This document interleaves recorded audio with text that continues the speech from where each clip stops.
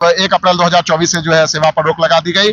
कन्हैया श्रीवास्तव उस समय में तत्काल वर्तमान जो है माध्यमिक डायरेक्टर थे, उनके द्वारा एक पत्र निकलता है कि इनकी सेवा 1 तारीख से इनकी सेवा पर रोक लगा दी। हम मांग ये कर रहे हैं कि जो नियोजित शिक्षक के लिए विशिष्ट शिक्षक नियमावली बनी है, हमारी भी नियुक्ति 2023 से पहले हुई थी, हमें सेवा बहाल करके, और अगर हमारी परीक्षा जिस तरह नियोजित शिक्षक का आप लिए है, हम देने को तैयार हैं। सक्षमता परीक्षा में बैठने का हमको मौका दीजिए। तो जो नियुक्ति की प्रक्रिया होती है उसको अपनाकर हमारी नियुक्ति की गई। शब्द इतना रखा गया, उस समय नियोजन इकाइयों द्वारा नियुक्ति होती थी और हमारे सामने में अतिथि लगा दिया गया। यही दुर्भाग्य है हमारे लिए, और हमने आर्टिकल 14 का सरकार उल्लंघन कर रही है। परिश्रम और सुनहरा भविष्य, हाँ, ये दो ऐसे शब्द हैं जो कदम से कदम मिलाकर चलते हुए नजर आते हैं, पर बिहार में ठीक इसका विपरीत देखने मिलता है। परिश्रम और संघर्ष, जी हाँ, शिक्षा के मामले में बिहार में परिश्रम और संघर्ष, और सिर्फ संघर्ष देखने को मिल रहा है, और आए दिन अलग अलग सुर्खियां बटोर रहा है।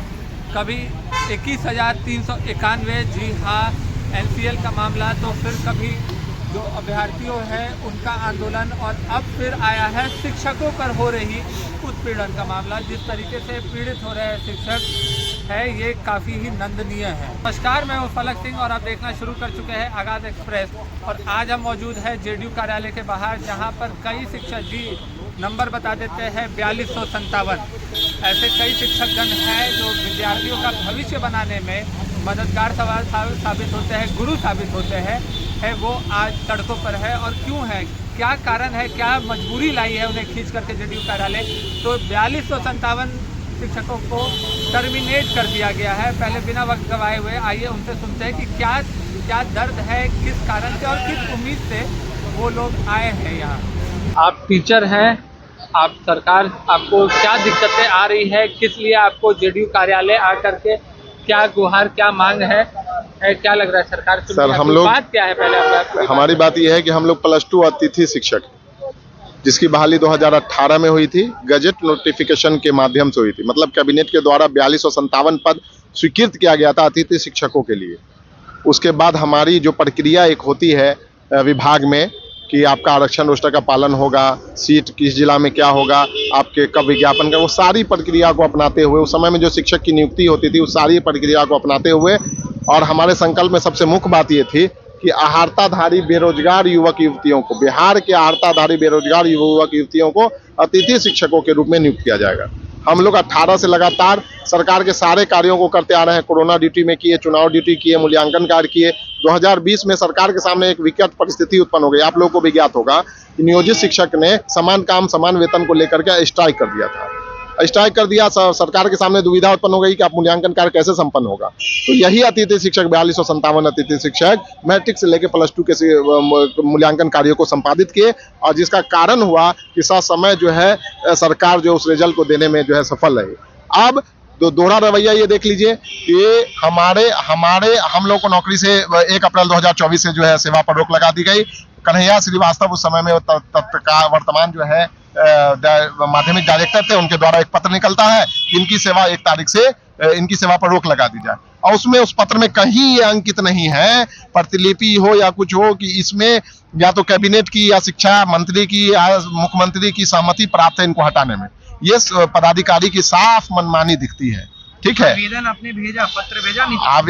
आवेदन हमने मुख्यमंत्री कार्यालय को भी रिसीव कराया, मुख्य सचिव को भी रिसीव कराया है। उसके बाद वहाँ कुछ नहीं है, हम लोग सिर्फ पत्र रिसीव करा रहे हैं। शिक्षा मंत्री ने भी हमको कहा कि आप पहले ACS से मिल करके उसके बाद हमारे पास आए, उनको मांग पत्र अपना सौंप दे। हम मांग पत्र लेकर के फिर शिक्षा मंत्री से हम लोग पुनः मिले, आज 4थी बार उसके बाद मिल रहे हैं, और बस यही है कि सरकार आप पर विचार कर रही है। ये व्यक्तिगत मेरा निर्णय नहीं है, सरकार सामूहिक निर्णय लेगी। तो सरकार कब निर्णय लेगी? सरकार एक तरफ ढिंडोरा पीट रही है, आप देख रहे हैं कि सारा पूरा बिहार मेरा परिवार, और हम क्या इस परिवार के हिस्सा नहीं है? हमारे संकल्प में जबकि लिखा हुआ था बेरोजगार को रोजगार मिलाएंगे, तो हमको पुनः बेरोजगार कर दिया गया। इसका संज्ञान कौन लेगा? ये दायित्व तो यहाँ के किसी भी प्रदेश की मुखिया की होती है। आप देख लीजिए, अभी हरियाणा 14 नवंबर 2024 को एक नोटिफिकेशन जारी किया है, वहां भी कॉलेजेस में और विद्यालयों में अतिथि शिक्षक हैं, उनको परमानेंट करने का एक अध्यादेश लाया है, और उसको पारित किया सदन में, और वो लोग अस्थायी हो गए। क्या बिहार सरकार ऐसा नहीं कि यहाँ भी तो NDA सरकार है, हरियाणा सरकार है, राजस्थान, उत्तराखंड, मध्य प्रदेश, जहां भी बीजेपी शासित राज्य हैं वहां कर दिया गया है। हमको ये समझ में नहीं आ रहा है कि यहाँ क्यों नहीं किया जा रहा है, जबकि हमारा सेवा अनुभव 6 वर्षों का हो चुका है। हम ये नहीं कह रहे हैं कि हमको ऐसे ही रख लीजिए। हम मांग ये कर रहे हैं कि जो नियोजित शिक्षक के लिए विशिष्ट शिक्षक नियमावली बनी है, हमारी भी नियुक्ति 2023 से पहले हुई थी, हमें सेवा बहाल करके, और अगर हमारी परीक्षा जिस तरह नियोजित शिक्षक का आप लिए है, हम देने को तैयार हैं। सक्षमता परीक्षा में बैठने का हमको मौका दीजिए, और हमें भी अधिकार है इज्जत से समाज में जीने का। आपको हम बता दें, जिस बच्चे को हम 2018 में पास आउट किए इंटरमीडिएट से, आज TRE 1 के थ्रू वो शिक्षक बन गए। अब ये देखिए, हमारे पढ़े हुए बच्चे शिक्षक बन गए और हमें शिक्षा के पद से मुक्त कर दिया गया। ये कितना, हम 4257 शिक्षक हैं, अब पूरे बिहार में है, 5 विषय, सभी को एक पत्र में कि इनकी सेवा पर ही रोक लगा दी गई। कारण क्या बताया गया? कारण कहा बताया गया कि शिक्षक की कमी को पूरा कर लिया गया। अब देखिए, ये देखिए कि शिक्षक की कमी को कैसे पूरा कर लिया गया। अगर शिक्षक की कमी को पूरा कर लिया जाता तो क्या ये बहाली प्रक्रिया चलती, और शिक्षक की कमी को कैसे पूरा कर लिया गया। ऐसे भी शिक्षक कई हटे हैं जहां शिक्षक नहीं पहुंचे हैं, शिक्षक नहीं गए। अभी भी वो विद्यालय, हम 6 विषय में जो है नियुक्ति हुई थी, साइंस के 5 विषय में प्लस जो है एक इंग्लिश में, केमिस्ट्री, फिजिक्स, बॉटनी, जूलॉजी, अंग्रेजी और गणित में हम लोगों की नियुक्ति हुई थी, 6 विषय में। हाई कोर्ट ने जब फटकार लगाया तो आनंद फानंद में इस शिक्षक की नियुक्ति की। हाई कोर्ट ने फटकार ये लगाया था कि हम आपके +2 विद्यालयों को ताला क्यों नहीं मार दे, जब आप शिक्षक वहां नहीं रख रहे हैं। सरकार के सामने में उस समय में मजबूरी ये थी कि वो परमानेंट बहाली नहीं कर सकती थी, क्योंकि सुप्रीम कोर्ट में एक केस चल रहा था नियुक्ति प्रक्रिया को लेकर के। तो वो सारे मापदंड को, जो नियुक्ति की प्रक्रिया होती है, उसको अपनाकर हमारी नियुक्ति की गई। शब्द इतना रखा गया, उस समय नियोजन इकाइयों द्वारा नियुक्ति होती थी और हमारे सामने में अतिथि लगा दिया गया। यही दुर्भाग्य है हमारे लिए, और हमने आर्टिकल 14 का सरकार उल्लंघन कर रही है। कई जगह मान्य की जाएगी। देखिए, लोकतंत्र में संघर्ष ही महत्वपूर्ण होता है। अगर संघर्ष महात्मा गांधी नहीं करते तो आज तक हम गुलाम होते। तो हम भी संघर्ष के रास्ते पर चल पड़े हैं, और हमारे संघर्ष पर यह विश्वास है कि हम लोग अपने संघर्ष से जीत हासिल करेंगे और सरकार को जगाएंगे। जो मुख्यमंत्री तक हमारे कोर्ट का दरवाजा अगर जरूरत पड़ेगा तो हम लोग वहां भी जाएंगे। और पहले भी हम लोग गए हैं, हम लोग का कई वेतन रुका था तो कोर्ट के माध्यम से हम लोगों को न्याय मिला, और उसमें इस जजमेंट में कहा गया, उसमें ये कहते हुए न्याय दिया गया कि आप इनके कोरोना काल का हम लोगों से काम करा लिया गया, हमको भुगतान नहीं, उसको लेकर के हम लोग कोर्ट में गए थे। उस जजमेंट में अंकित किया गया ये सामान्य कार्य को निष्पादित कर रहे हैं, इसलिए आपको इनको भी भुगतान करना होगा। हमको नियोजित शिक्षक के समान कोर्ट ने माना है। जब कोर्ट मान रही है तो आपको मानने में क्या दिक्कत है। इसलिए हम मांग करते हैं कि हमारी आवाज को आप माननीय मुख्यमंत्री तक पहुंचाएं। धन्यवाद।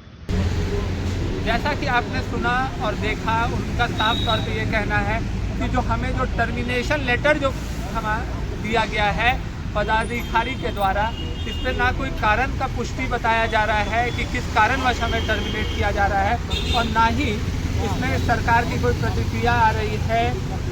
बस हमारी दरख्वास्त जो है, हमारी आवेदन है, वो बस टेबल टू टेबल घूम रही है। शिक्षा मंत्री जो सुनील कुमार है वो तक खामोश है, और इनका साफ आरोप है कि पदाधिकारी जो है वो मनमानी कर रहे हैं। इस पर साफ तौर पे इनका ये स्पष्ट कहना रहा है, पर इन्हें उम्मीद है कि सरकार इनकी बात सुनेगी। ये शिक्षक है, ये बिहार के जो भविष्य है उन्हें संवारने का काम करते हैं, इनके परिवार की बात है, तो सरकार इनकी दरख्वास्त जरूर सुनेगी। और इस सारे संदर्भ में ये JDU कार्यालय आए हुए हैं, और अब देखना दिलचस्प रहेगा कि किस तरीके से सरकार इस पर क्या प्रतिक्रिया देती है, क्या कदम उठाती है। तब तक के लिए जुड़े रहे हमारे साथ, देखते रहे आगाज़।